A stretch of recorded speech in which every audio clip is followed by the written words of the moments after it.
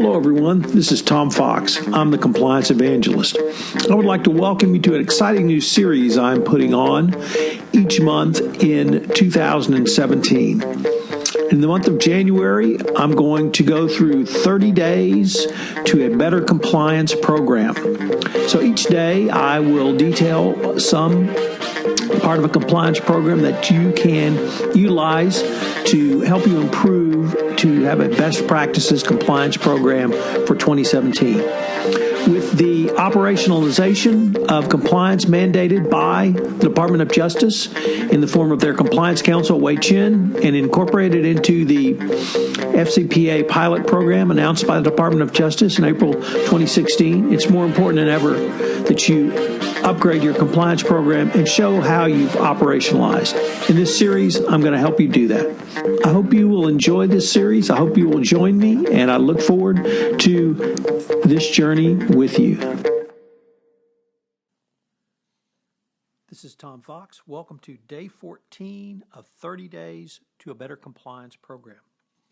Today I'm going to discuss design of your compliance training program.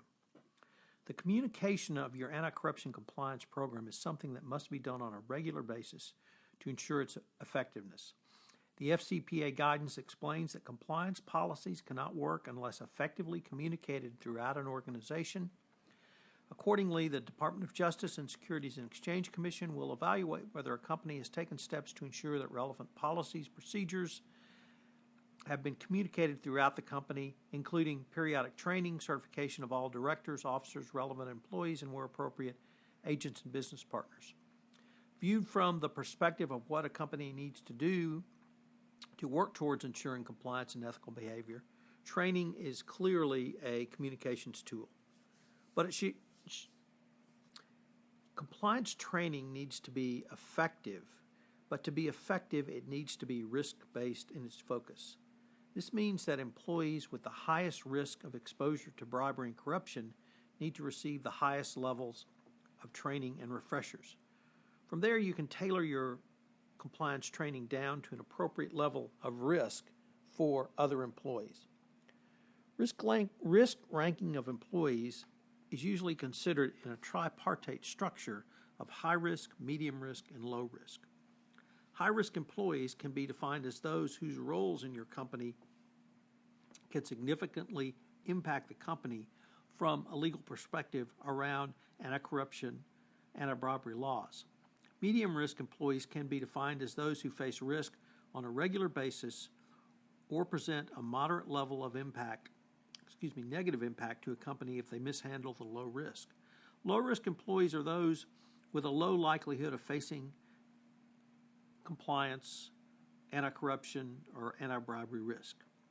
Through the risk-ranking process, you have internalized the admonition that you continually hear from U.S. governmental regulators that one size does not fit all in deciding the content and intensity of compliance training needs for each role or individual. You should now be ready to design your compliance training.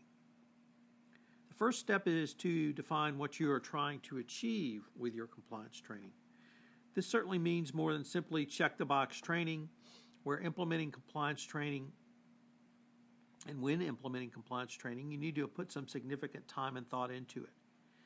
It should be well designed to the targeted group of employees who receive it. Your compliance training can and should have several business-related goals, in addition to the specifics of anti-bribery laws such as the FCPA. These include identifying the business objectives and engaging in commerce in a legally compliant manner, managing threats which may come to your employees you have identified as high risk, and business opportunities if you have sufficient compliance systems in place to prevent bribery and corruption. Moreover, you can present tangible business benefits if you address these issues in a positive manner. Finally, such focused training can and should help you ensure the integrity of your company's reputation by strengthening your business culture and ethical conduct. With these goals in mind, you should develop a curriculum using your risk-based model and set uniform methods for acquiring content, and maintaining records and reporting. This should be followed by the establishment of standards for selecting appropriate conduct, delivery methods, frequency, and assurance based on risk exposure. You can have the technological solutions for both e-learning delivery and documentation. Lastly, you should consider training content revision when requirements or risk analysis change. So this means that if your situation changes, your compliance training may need to change. If you're in an industry where there have been multiple enforcement actions around gifts, travel, and entertainment, perhaps that's something that you might want to ramp up. What about if employees are being shaken down at borders, either going into a country or even coming out of a country? You could put on specific training on how to resist a bribe in those situations. But you need to consider content revision when your risk analysis changed. After the design of your training program, the next level is to design specific training courses. Here you should establish your learning objectives and map the training to the legal and competency requirements required by the relevant laws. You must also remember who your audience is and what their characteristics might be. So for high-risk employees, for example, you'll need to focus their training so they will be able to act with confidence in a wide range of scenarios and conditions based upon a strong understanding of risk, requirements, and penalties. For medium-risk employees, compliance training should include scenarios so that they know the risks, requirements, and penalties and should be able to apply their knowledge to common scenarios using standards and tools that are given to them. For the low-risk employees, they should be made aware of the risks, requirements, and penalties as well as your company's expectations on how to address it. They should know where to look for the relevant policies and procedures, and most importantly, and this cuts for all groups, they need to understand how to get assistance in addressing a risk or making a decision. In other words, they need to know how to raise their hand. Next, you need to determine the appropriate mechanism of delivery of the content of your compliance training. You can use a variety of methods, each designed for the risk-based rankings that you have developed for your organization. The delivery of compliance training for high-risk employees should be repeated frequently using various and several methods of delivery. You can include ongoing risk profiling of individuals through assessment of behavioral choices in online courses or live simulation exercises. Additionally, you should work to determine the effectiveness of your compliance training through group testing and accreditation. For your medium-risk employees, your compliance training should have the content to make them both proficient in the subject, be refreshed periodically, use a mix of modes of delivery, both online and live, and have methods to determine their evidence of understanding.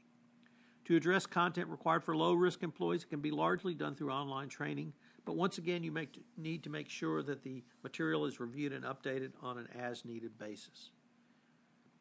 So what are the three key takeaways on developing or designing your compliance training? The first is that you need to spend some time to identify your goals.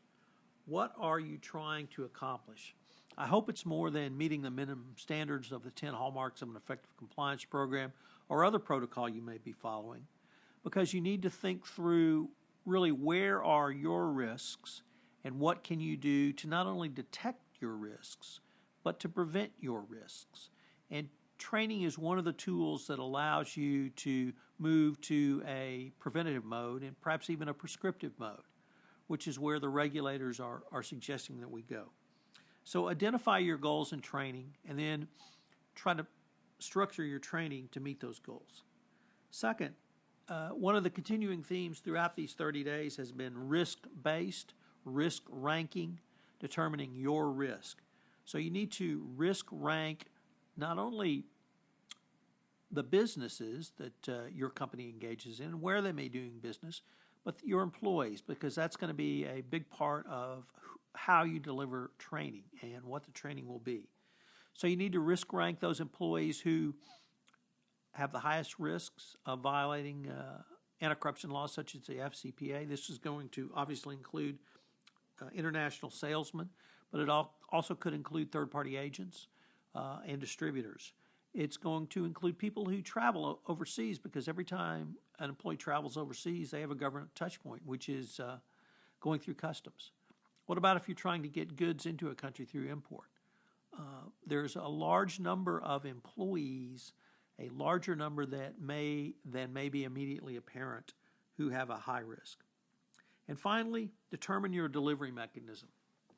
I've spoken about several of the ways to deliver compliance training: online, live, a mix of both, video, gaming, various types, and there are multiple compliance training vendors in the marketplace. But do not ever forget the power of live training. And I say that because when you meet someone, you develop a relationship with them, and they're much more willing to talk to you if you put on live training. So for your high-risk employees, I would suggest live training. This is Tom Fox. Thank you very much for listening to Day 14 of 30 Days to a Better Compliance Program. Hello, everyone. This is Tom Fox again. I'd like to thank you for listening to Day 14 of 30 Days to a Better Compliance Program. If you'd like more information on training, please check out my book, Doing Compliance, which is available through the Compliance Week website. Also, if you've listened to this podcast on iTunes, I would greatly appreciate it if you would rate us. It would definitely help in our ranking. This is Tom Fox, and I hope you'll join me for Day 15 of 30 Days to a Better Compliance Program.